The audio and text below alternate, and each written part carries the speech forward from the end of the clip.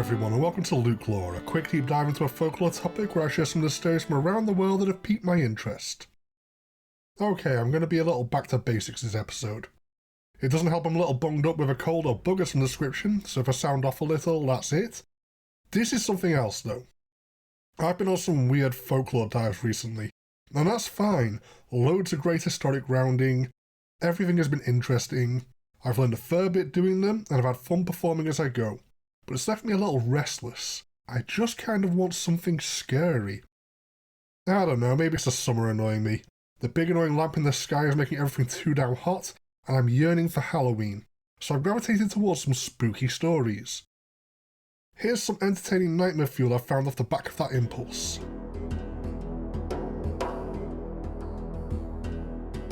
A scary ghost. Remember when ghosts were scary? It feels like the community response to any paranormal activity these days is we get excited and start chasing after it with their phone out. Excepting shadow people, who are dicks that mess with sleep paralysis and seem hell-bent on deliberately trying to scare the unwary. So let's really mix this up and have a nice simple ghost who is also alarmingly frightening, that also isn't a shadow person. This is a story from Abbeville, Alabama, and their very own Lady in Black apparition, Huggin Molly. Children are warned to make sure they're home before dark in Abbeville, just in case she chooses this night to be out. It may start as a night like any other, but then the signs will follow that it's already too late. The streetlights will gutter and die. It'll be impossible to light a match. There will only be moonlight, if you are lucky, and she will be near.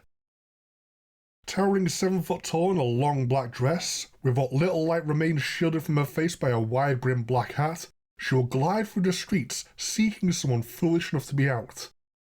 She'll have a big smile on her face in the shadows under that deep-brimmed hat, but not a happy one, a hungry one. You're prey, and that's the smile of a big hungry cat. You may as well freeze in fright, because she's faster than you anyway. She will swoop down on you before you know it, and then scoop you up in a crushing hug. You are suspended, smothered, helpless. She will lean down to your ear, open her mouth, and scream. Huggin Molly doesn't have a definitive origin, just a sworn belief by locals that she's a real hazard to avoid, and everyone knows at least one person she got when they were young and foolish.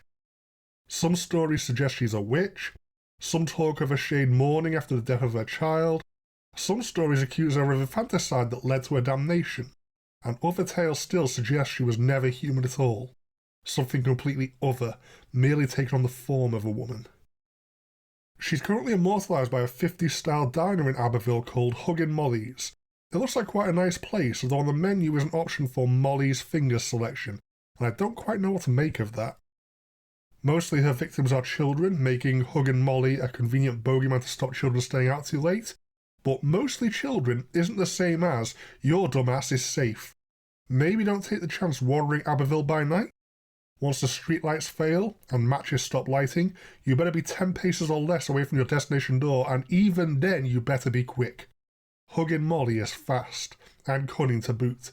At least one story has her bursting out of a hedgerow when someone foolishly assumed they were safe. Most ghosts are a bump in the night. A small subset still may appear and give you a boo for a jump scare. Whatever it is Huggin Molly gets out of her ambushes, the only thing that can be said for sure is that you are helpless and her scream is going to hurt you.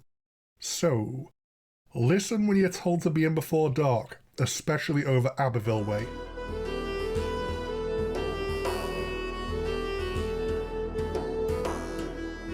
Come tomorrow. There's an interesting bit of graffiti you can spot around the place if you travel across Karnataka in India, that being a state in the southwest of the country. Walls, archways, windows and doors, written in chalk, sprayed on in paint, or scratched into the surroundings. Naale Baa. It means come tomorrow. It's a simple ward against evil spirits. You ask them to come tomorrow, and then again, and again, averting their attention. Either repeating the charm each night to stay safe, or in the hopes that whatever is trying to force its way to your home will eventually move on. Only there is also a specific entity said to roam Karnataka that is only given the name of Naale Baa, only referred to as the charm to dissuade it. Looking into this supernatural being, I'm wondering if not naming it may be an important part of dealing with it. The apparition of a bride will stalk its way across the state on nights of ill fortune, and has a bundle of disturbing infernal tricks at its disposal. Its main one to watch is that it's a mimic, so I already hate it. It can imitate the voices of your loved ones near perfectly, and it has a simple goal. It wants to come inside your home. It will plead, it will coerce, it will try to trick you, it'll try to threaten you, although definitely don't fall for that one because nothing will be as bad as actually letting it in. Stories differ on what the creature is trying to do. It may in fact have different goals depending on what whims it may follow that day. To invite it in may result in it dragging away the man who earns the most in the household, for him to never be seen again and for everyone left behind to be struck with unnaturally terrible luck until they leave or else all perish there. Some stories are much simpler. If this thing gets in, everyone is going to die then and there. With no scope for household survivors, I'm guessing this one gets reported by terrified neighbours. Its mimicry comes with another trick that doesn't even need it letting in to strike the unwitting down. This monster, whether spiteful witch or unclean spirit, will call out for people in the voices of loved ones. This may happen late at night, when there's an ominous atmosphere laying thick over the land. Take note that the voice may not be quite right, repeating like a stuck record, or strangely distorted. The person it mimicking being with you is definitely a sign you should not answer. If someone does reply to this trick, just calls out in return, then they will be struck with a sudden onset of what seems like a hemorrhagic fever. The victim will violently cough up and vomit blood, bleeding out of every orifice until they die, which, on the plus side, won't take too long. Still not a nice way to go, and a bonus horrific twist on the powers of a malicious mimic. It just wants you to respond, to be fooled and call out in concern. That will make the connection it needs, and its violent exsanguination out of everywhere time. You should never be replying to evil mimics as a matter of course. It's not something that can end well. But if you're out at night in South India when you think someone is calling out to you from the dark who you know cannot be there, definitely don't reply. Text them to check they're fine instead. Lean on modern technology to escape this particular trap. Whatever this is, it's so fiendishly abominable that it only gets referred to by the word you use to deter it. Naale Baa. If you're home at night and hear the distorted voices of your loved ones trying to convince you to let it in, loved ones you know have a key or else may be safely tucked up in bed in the home already, watch carefully for the apparition of a bride stalking about your home. You want to, very carefully, take the chance to write Naale Baa on the outside of your door, then you wait until the charm deflects the creature away from you. No wonder this is graffitied everywhere that it's known to stalk at night. Better safe than sorry, just move this thing right on with no chance for it to mess with you first. Incidentally, if you're out and about in Karnataka as either a tourist or an Indian listener, I would love to see pictures of some of the graffiti. Feel free to get it in the day when it's safe to, however. I wholeheartedly recommend not messing with any mimic that is so fearsome it only gets referred to by the charm to dissuade it.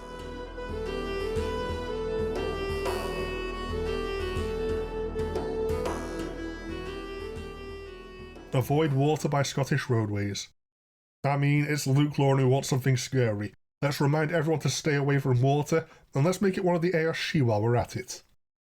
This is one from the Western Highlands of Scotland, wherever there is still water alongside paths and roadways. Although as an added bonus, there are some stories of these things lurking in some streams in Argyll, Loch Tumnall, and where there's enough still water in the wilds of Badenoch. The good news is you're probably fine in a car. These are a classic hazard for horses and their riders. The bad news is you probably don't need a horse to be in danger, so sucks to be hiking in the danger zones. This is the Boek Boya, an otherworldly ambush predator with a taste for the blood of the drowned, and it's more than happy to do the drowning part to get its preferred beverage. The thing to watch out for is 9 red eyes, all on the head of one creature, at or just underneath the surface of the water. This is an unnatural creature lurking in wait.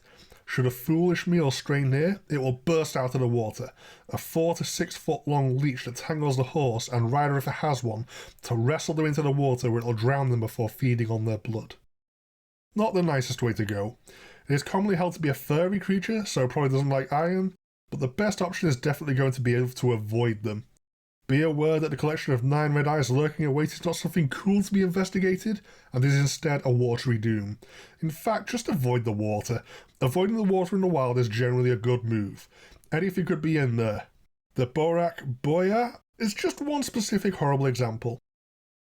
There don't seem to be many specific Burak Boya stories to dig down into, and it's pretty simplistic in its nature. Go near it and it'll eat you.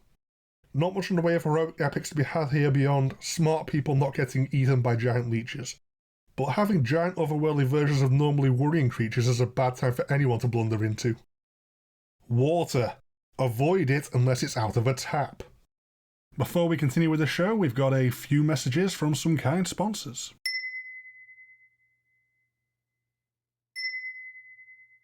Something is watching.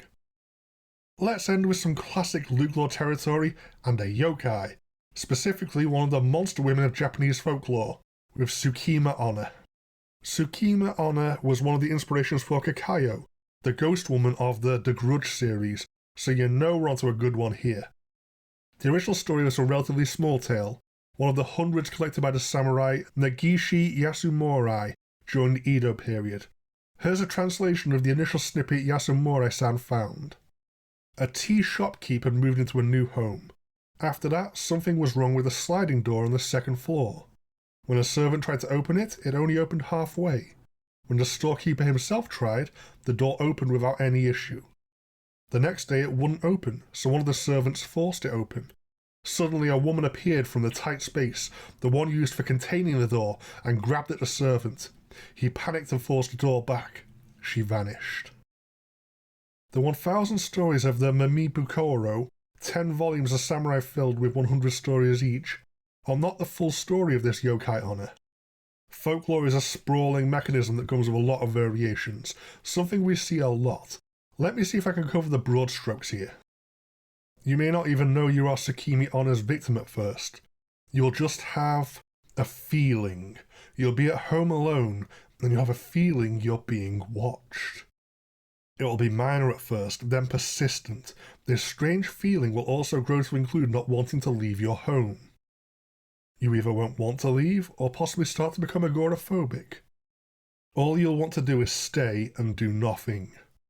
Then you will start to see her, in the crack of a door, from behind the fridge, from under the couch. The more impossible it is, the more likely you'll be to see the wild eyes glaring back at you. You belong to Sukima-Onna. This is your life now. She is always watching, and you can never leave. Even if you have ample food, it's her feeding that you need to worry about. Your spirit will waste away, and your body along with it, until your inevitable death.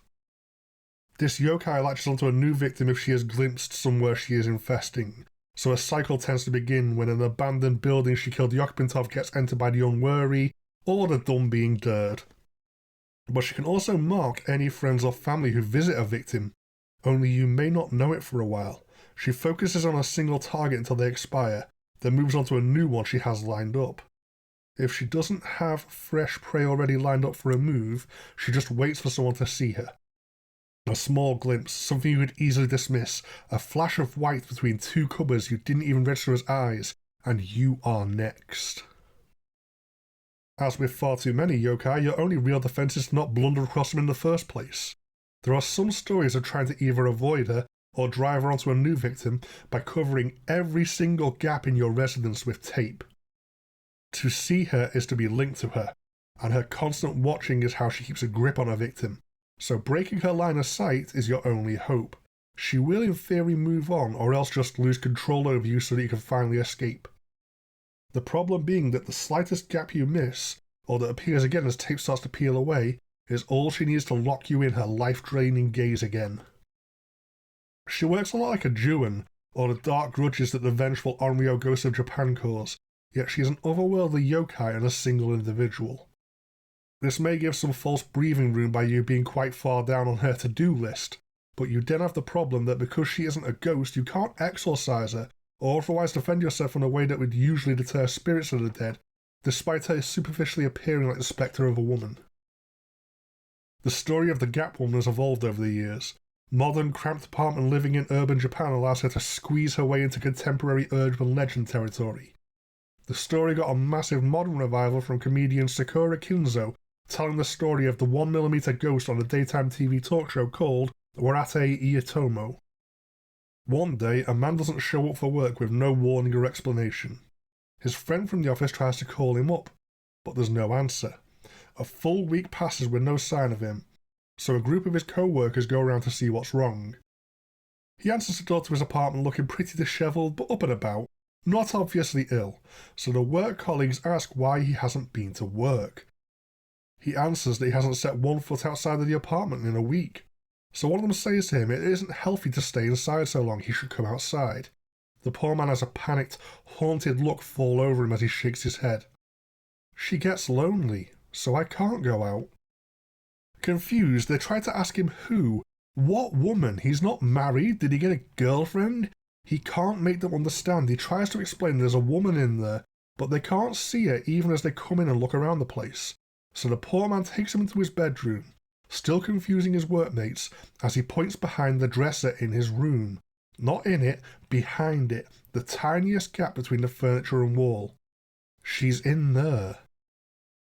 They gather around to look at this minuscule gap, and as they look behind the dresser, there is, impossibly, a woman with long black hair and a red dress crammed into that gap, and she was staring right back at them all. The work colleagues all ran, and nobody ever heard from the poor man trapped in that apartment ever again. This yokai is some liminal thing existing in any gaps around you at any time, no matter how slight, given that it can be the 1 millimeter woman watching you at all times, as anywhere you go in your home there will be a gap she can be peeking out of. Is that cupboard open a crack? Maybe that drawer? Is there any space behind that TV? What about between your bed and the wall? Is something watching you from there?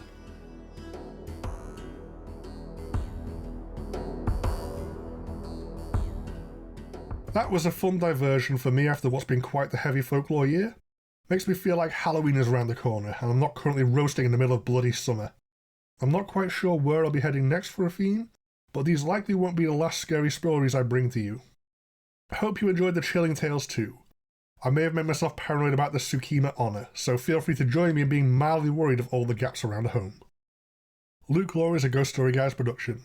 If you want to contact me, there's a show's dedicated email, lukeloregsg@gmail.com, and the general show email, ghoststoryguys@gmail.com. Both myself and the main show are really easy to find on Facebook and Twitter if you want to make day-to-day contact, as well as a very active Instagram account a lot of the community gets involved with. If you want to support the show directly, check out our Patreon at patreon.com/ghoststoryguys. We do have LukeLore merchandise available at the Ghost Story Guys online store. Feel very free to show off any you get online.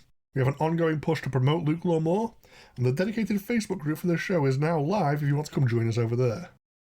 As ever though, the absolute best thing anyone can do to support the show is to give it a listen. Share this around if you think you may know someone who may be interested, leave a review if you get the chance to help signal boost me, and most of all, I simply hope you enjoy what I'm doing here. Goodbye for now.